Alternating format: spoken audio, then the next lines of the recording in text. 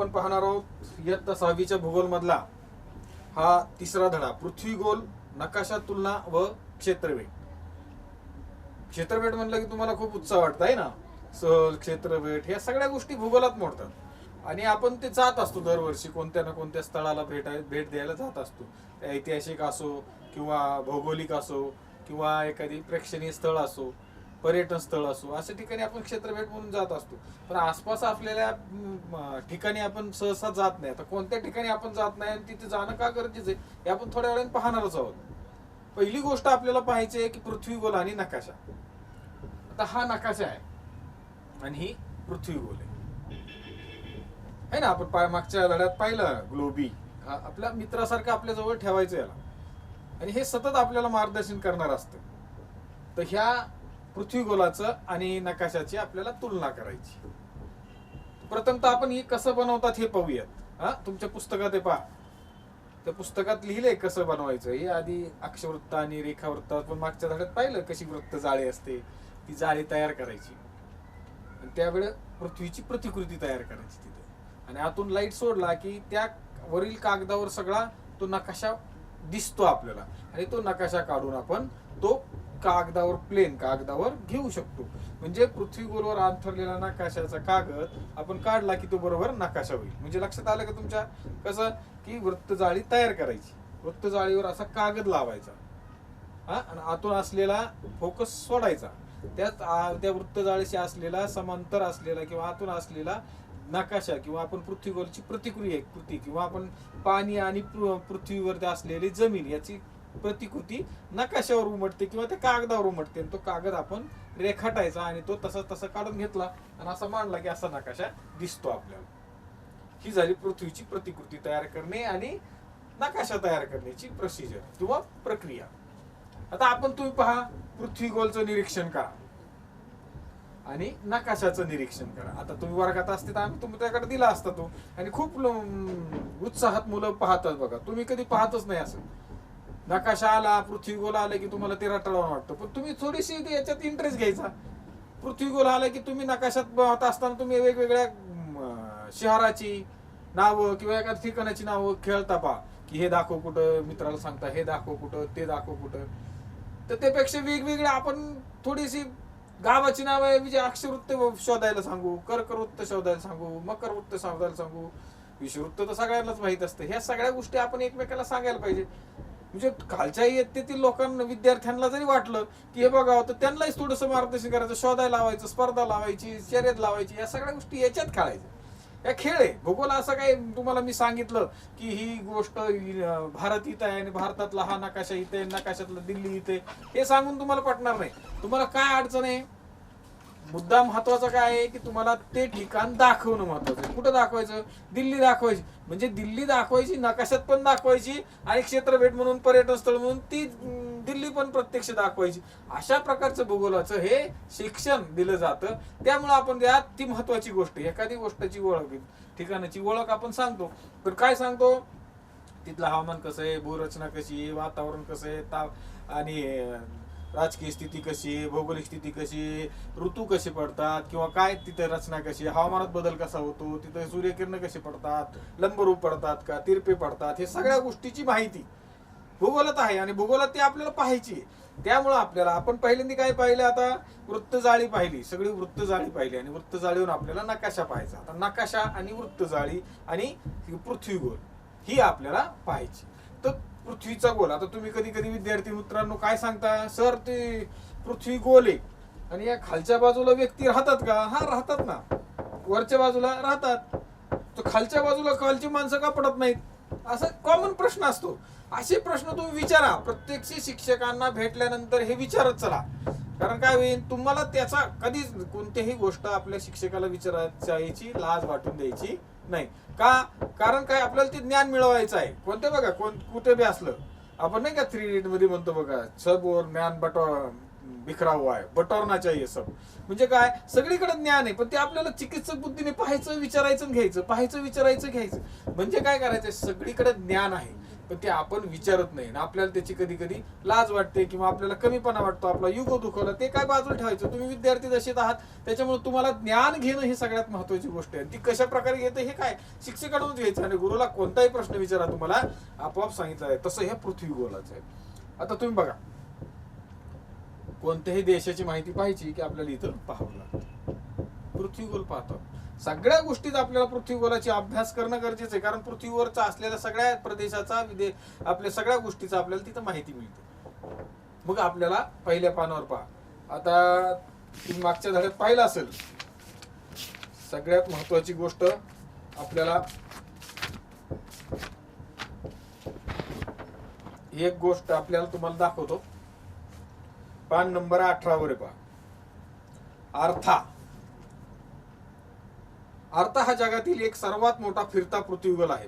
अमेरिकेच्या संयुक्त संस्थानामध्ये मेन राज्यात यारमथ येथे पृथ्वीची महाकाय प्रतिकृती तयार केलेली आहे. हे चित्र तुम्हाला दिसेल बा.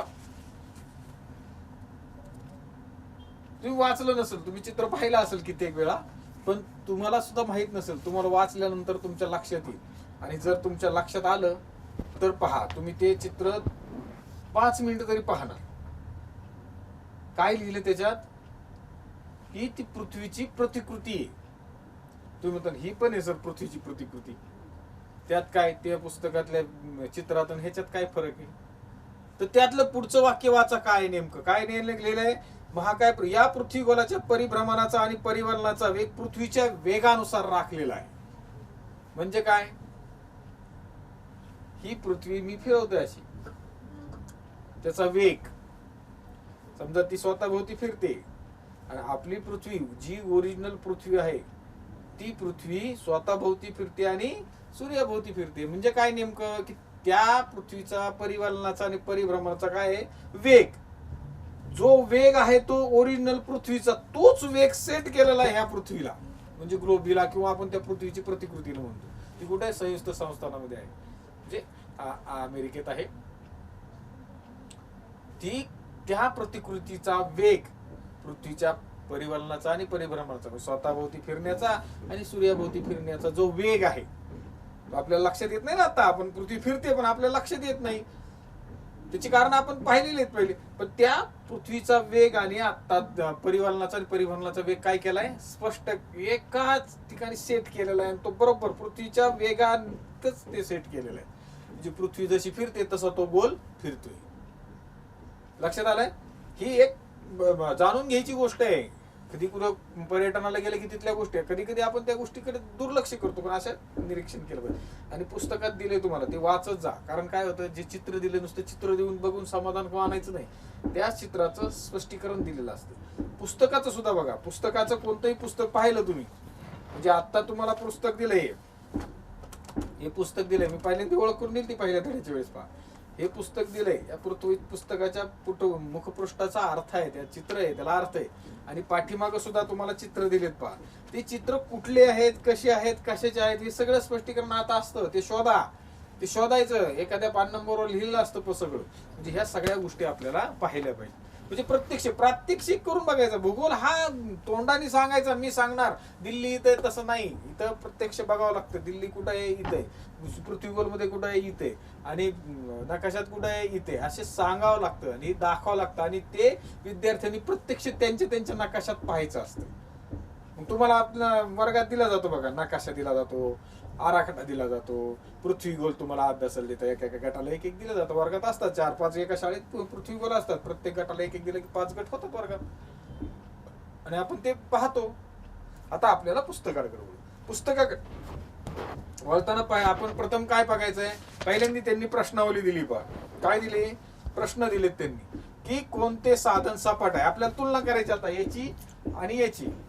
काय करायची, तुलना करायची. म्हणजे काय, की हे कसं आहे आणि हे कसं आहे, याच्यात आणि याच्यात फरक काय आहे का, सगळं सेम आहे. फक्त काय त्याच्यात फक्त पाहण्यात आपल्याला, अभ्यासनात किंवा ते निरीक्षण करण्यात थोडासा फरक जाणवतो. कसा जाणवतो पहा. पहिला प्रश्न दिला, कोणते साधन सपाट आहे. याच्यातला आणि याच्यातला कोणतं साधन सपाट आहे, तुमच्या लक्षात येईल, हे साधन सपाट आहे. दुसरी गोष्ट, कोणते साधन गोलाकार आहे. आता हे तुम्हाला ते प्रश्न आता तुम्हाला ती किरकोळ वाटणार आहे ना. तुम्ही म्हणता काय सर हे किरकोळ गोष्ट आहे, ती समजती तुम्हाला, पण ती स्मरणात ठेवायची आपल्याला की पृथ्वी गोल आहे, नकाशा सपाट आहे. पृथ्वी गोल आहे, नकाशा सपाट आहे, ही गोष्ट तर लक्षात आली. आणि नकाशा सपाट कसा झाला, कसा काढला, एका कागदावर सपाट कसा काढण्यात आला हे मी तुम्हाला सांगितलं. मी म्हणजे हे लक्षात ठेवा. काय लिहिलंय, कोणते साधन सपाट आहे, नकाशा सपाट आहे. कोणते साधन गोलाकार आहे, पृथ्वी गोल ग्लोबी आपण म्हणतो ते गोलाकार आहे. तिसरा प्रश्न आहे पहा, कोणत्या साधनामुळे तुम्ही पृथ्वीचे पूर्ण क्षेत्र एकाच वेळी पाहू शकता. याने पूर्ण एका वेळी एकाच कटाक्षात पूर्ण पृथ्वीचं निरीक्षण करू शकता. असं कोणतं साधन आहे या दोन्ही पैकी. तुम्ही तिकडून पाहताय, पृथ्वीचं काय बघतो, एकाच भाग दिसतो, एकाच बाजून दिसते. ती पूर्ण पृथ्वीचा नकाशा पाहू शकता किंवा पृथ्वी पाहू शकता तुम्ही नाही. ये उत्तर काय येईल, नकाशा आहे ना. पुढचा प्रश्न, कोणत्या साधनाने पृथ्वीची एका वेळी एकच बाजू पाहता येते. आता पहिलं आपण एका वेळी ही पूर्ण पृथ्वीची बाजू पाहिली, आपण पूर्ण पृथ्वी पाहिली सगळे एकाच वेळी, नकाशा. आता एकाच वेळी एकच बाजू पाहण्याचं साधन पृथ्वी गोल आहे ना. म्हणजे अशा पृथ्वी गोल आणि नकाशाची तुलना करतोय आपण. पुढचा प्रश्न आहे विशिष्ट प्रदेशाचा म्हणजे देश, राज्य, प्रदेश, तालुका, जिल्हा, शहर याचा आपण अभ्यास करताना तपशीलवार अभ्यास करण्यासाठी यापैकी कोणते साधन वापराल. आपल्या देशाचा नकाशा पाहायचा आपल्याला, किंवा आपल्या राज्याचा पाहिला, आपण महाराष्ट्र राज्याचा पाहतो ना, आपण नकाशा पाहतो. आपल्या शहराचा पाहतो, आपल्या गावाचा सुद्धा नकाशा असतो. आपण पाहिलं कधी आपल्या गावाचा नकाशा नाही ना. तुम्ही कधी जा, महानगरपालिकेत राहत असाल तर महानगरपालिकेच्या ऑफिसमध्ये असतो. आपल्या शहराचा नकाशा असतो, ग्रामपंचायत मध्ये गावाचा नकाशा असतो, तुमच्या घराचा सुद्धा नकाशा असतो. तुम्ही घराचं बांधकाम करताना आपण आधी इंजिनियर कडून तो प्लॅन काढतो. तो प्लॅन म्हणजे एक प्रकारचा नकाशा असतो. त्या नकाशात लिहिलेलं असतं सगळं, कोणती बाजू किती मीटरची, किती फुटाची, हे सगळं लिहिलेलं असतं. तसं हे आता तुम्ही गुगलवर जाऊ शकता ना. गुगलवर मॅपवर जा तुम्ही, मॅपवर लगेच लक्ष देईन तुम्हाला कोणत्या शहराचा नकाशा कसा आहे, काय कोणत्या दिशेला आहे. आणि सगळ्यात महत्वाची दिशा, सगळ्यात महत्वाची पहिल्या धड्याला तुम्हाला सांगितलं मी कसं दिशा पाठ करायची, लक्षात ठेवायची, स्मरणात ठेवायची, एक आयडिया दिली होती. त्या आयडियाने तुम्ही पहा, तुमच्या आठीच्या आठी दिशा लक्षात राहणार आहे.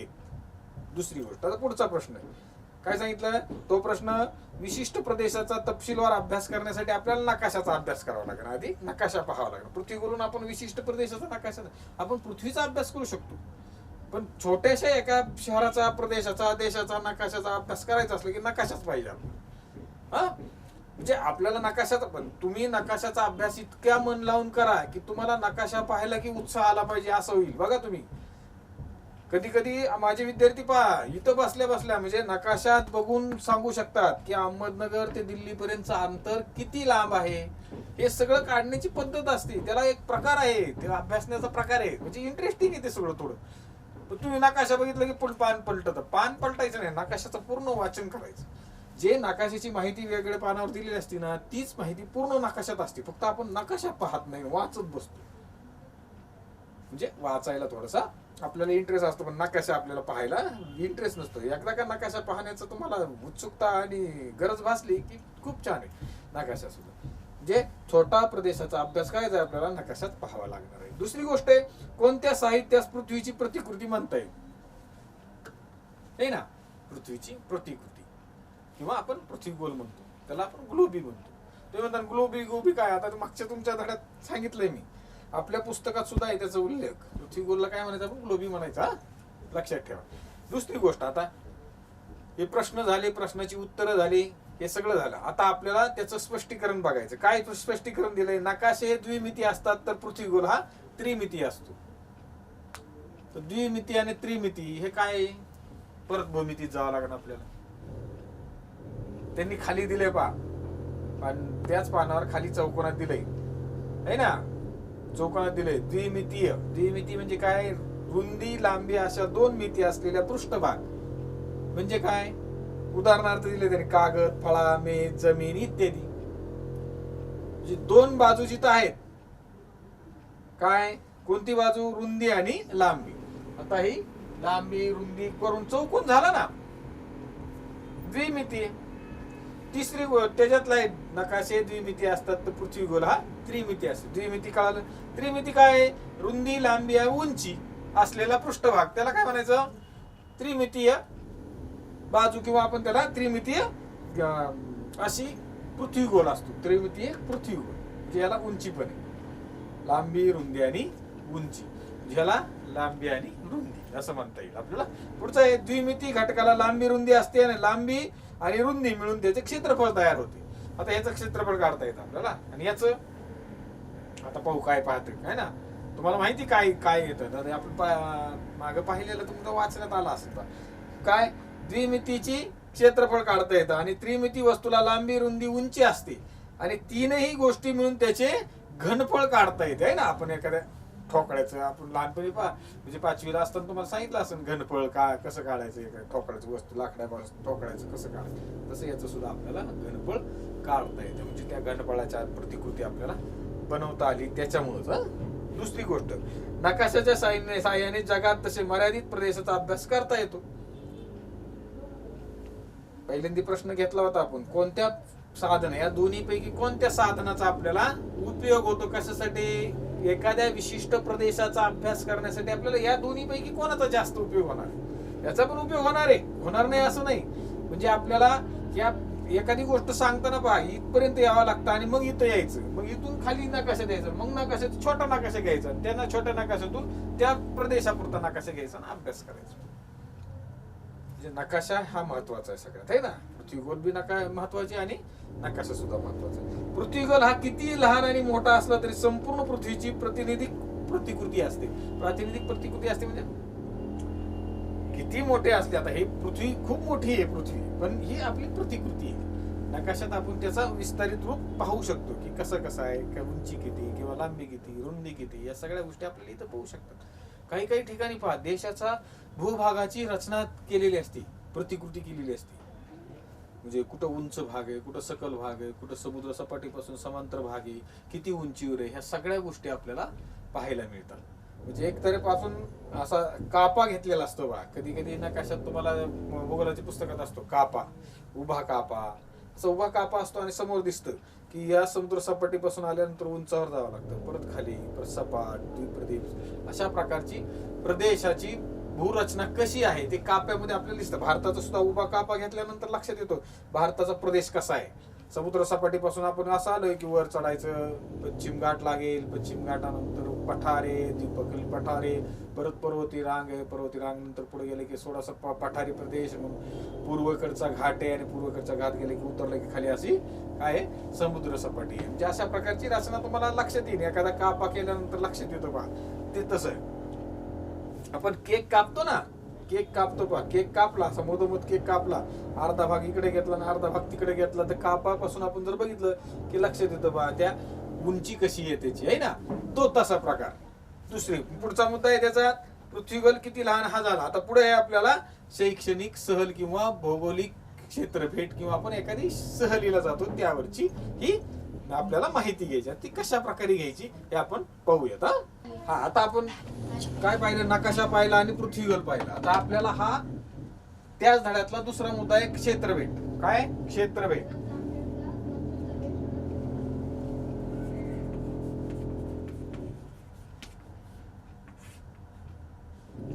क्षेत्रफेट म्हणलं की तुमचा आवडता विषय, सगळ्यात आपण त्याला काय म्हणतो, सहल किंवा भौगोलिक सहल. एखाद्या प्रदेशाशी आपण भेट देऊन आलं पाहिजे, म्हणजे ही आपली गरज आहे. आपल्या आसपास असलेल्या वेगवेगळ्या प्रदेशाचा किंवा भागाचा किंवा भूभागाचा हा आपल्याला माहिती पाहिजे. सगळ्या कुठं कुठं खूप वेगवेगळे, आपल्या नगरच्या जवळ निगोजला आहे, रांजण खळगे आहे ना, असा भूभाग आहे, तो तयार झालाय नैसर्गिकरित्या. काही ठिकाणी गरम पाण्याची कुंड आहे, पाहायला जायला पाहिजे ना आपण. आपल्याला उत्सुकता असते, पण आपण सहलीच्या दरम्यान आपल्याला जातो, शिक्षक लोक आपल्याला नेतात, आपण जायचं, पाहायचं, निरीक्षण करायचं, त्याचा अहवाल आपल्याला लिहायचा, आपल्या मनात ठेवायचा आहे. आणि लहानपणी ज्या एखाद्या ठिकाणी जाऊन आले ते तुमच्या म्हातारपणापर्यंत लक्षात राहणारी गोष्ट असते. लहानपणी शाळेतल्या गोष्टी तुम्ही आयुष्यभर विसरू शकत नाही. अशा गोष्टी स्मरणात ठेवण्यासाठी आम्ही तुम्हाला अशा शैक्षणिक ठिकाणी नेतो, जे ऐतिहासिक ठिकाणी नेतो, जो भौगोलिक स्थान आहे असं वेगवेगळं पर्यटन स्थळ, या ठिकाणी आम्ही नेत असतो तुम्हाला. ते याचा उद्देश हाच आहे, क्षेत्रफेट. क्षेत्रफेट करत असताना आपण एखादी गावाची निवड करायची. पहिल्यांदा काय करायची? निवड करायची. प्रथमतः आपण निवड काय करायची तुमचं. आता तुम्ही शिक्षकच करता, तुमची सगळी निवड केली जाते पहिल्यांदा. ते स्थळ कसं आहे ते कळायचं आधी. भौगोलिक आहे का, काही ऐतिहासिक आहे का, आहे ना. काही राजकीय व्यवस्था आपण पाहायला जावं.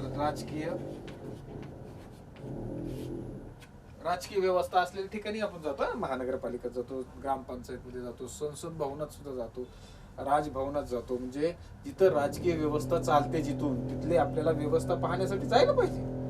वेगवेगळ्या ठिकाणी गेलं पाहिजे. आपण बँकेत गेलं पाहिजे. बँकेचे व्यवहार तुम्हाला कसे कळतात? काही पालक काय करतात, आपल्या मुलांना कळू नये म्हणून त्यांच्यापासून ते लपवून ठेवतात. पण तसं नाही करायला पाहिजे. काय करायला पाहिजे की तुम्हाला ते समजलं पाहिजे बँकेचे व्यवहार कसे केले जाते, पैसे भरतात कसे, पैसे काढायची प्रोसिजर कशी. अजूनही आपल्या म्हणजे 50-50 वयाचे माणसं अजूनही विचारतात, ही स्लिप भरायची का काढायची, म्हणजे मी कसं करू, हे सगळं विचारलं जातं. पण त्यांना येत नाही असं नाही, ते फक्त खात्री करत असतात की हे नेमकं बरोबर आहे का, आपलं चुकू नये हा उद्देश असतो. तुम्ही बी ती माहिती घेतली पाहिजे ना थोडी थोडी, की पैसे बँकेत भरायचे कसे, किंवा आपण एखाद्या बस स्थानकावर गेलं पाहिजे, तिथले थोडीशी गोष्टी माहिती घेतली पाहिजे. वेगवेगळ्या ठिकाणी सरकारी ऑफिस असतात, तिथं जाऊन पाहिलं पाहिजे. पुरातत्व खात्याकडे गेलं पाहिजे, ऐतिहासिक स्थळी गेलं पाहिजे, रेल्वे स्टेशनवर जा. आता आमचे विद्यार्थी 4 वर्षापूर्वी विद्यार्थी गेले होते रेल्वे स्टेशनला. रेल्वे चालवण्याचा प्रत्यक्ष असा पाहिलं त्यांनी. रेल्वे चालवणार इंजिन मध्ये बसून सगळी माहिती घेतली, कशी पुढे न्यायची, कसा स्पीड वाढवायचा, हे सगळं पाहिलं आमच्या विद्यार्थ्यांनी. म्हणजे असं विद्यार्थ्यांनी आग्रह धरला तर आपण जाऊ शकतो तसं.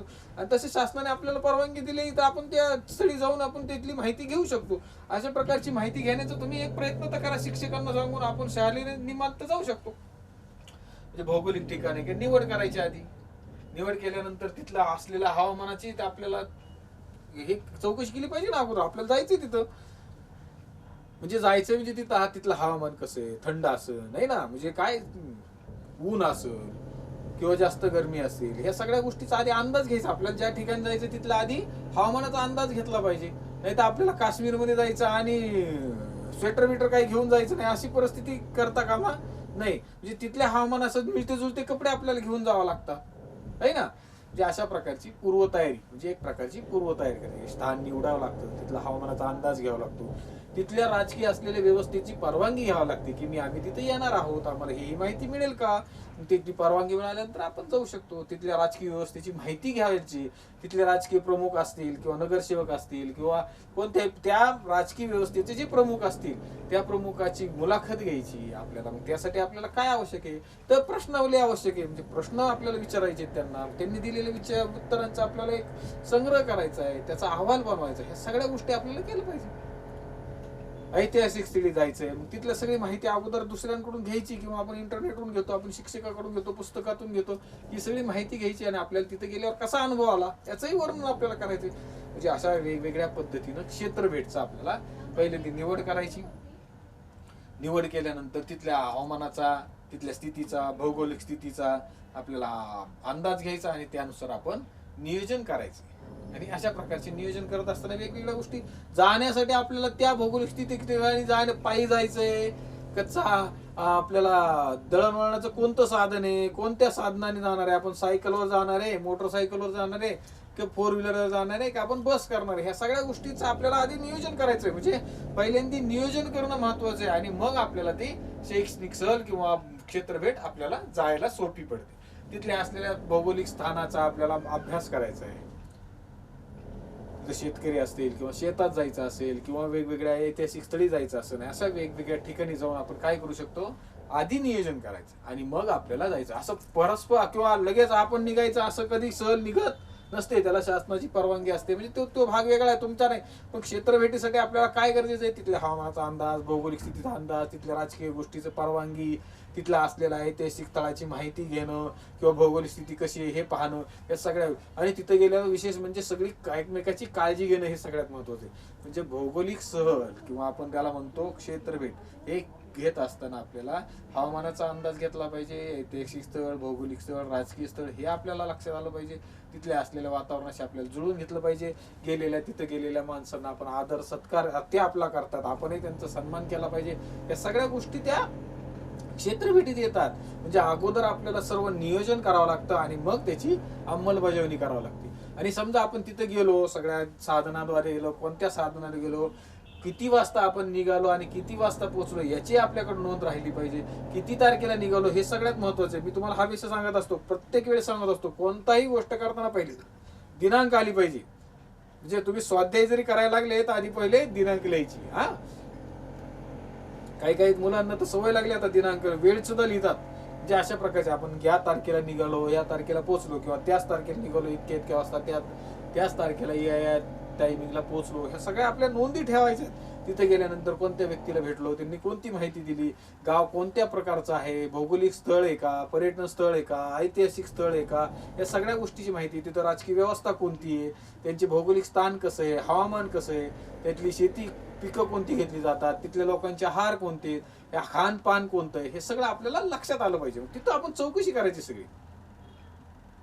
तिथले फळं हे सगळ्या गोष्टी आपण पाहिल्या पाहिजेत. म्हणजे आपण पाहत असलेल्या सगळ्या गोष्टी बाहेरून आपल्याला खूप छान वाटतात, पण आतल्या गोष्टी सुद्धा आपल्याला ते कळायला पाहिजे. आम्ही एका ठिकाणी गेलो होतो, आता पवनचक्की असते पहा, पवनचक्कीवर गेलतो, तर पवनचक्कीचा विषय विचारलं पाहिजे. तिथलं काही काही विद्यार्थी विचारतात, ही एकदा फिरली म्हणजे किती वीज निर्माण करते. या सगळ्या गोष्टीचे जे तुमच्या मनात प्रश्न आहेत ते प्रश्न तिथं विचारले पाहिजे, आणि विचारल्यानंतरच तुम्हाला त्याचा मूलघडा होणार किंवा त्या प्रश्नाचं उत्तर मिळणार आहे. म्हणून क्षेत्रभेट ही सगळ्यात महत्वाची गोष्ट आहे.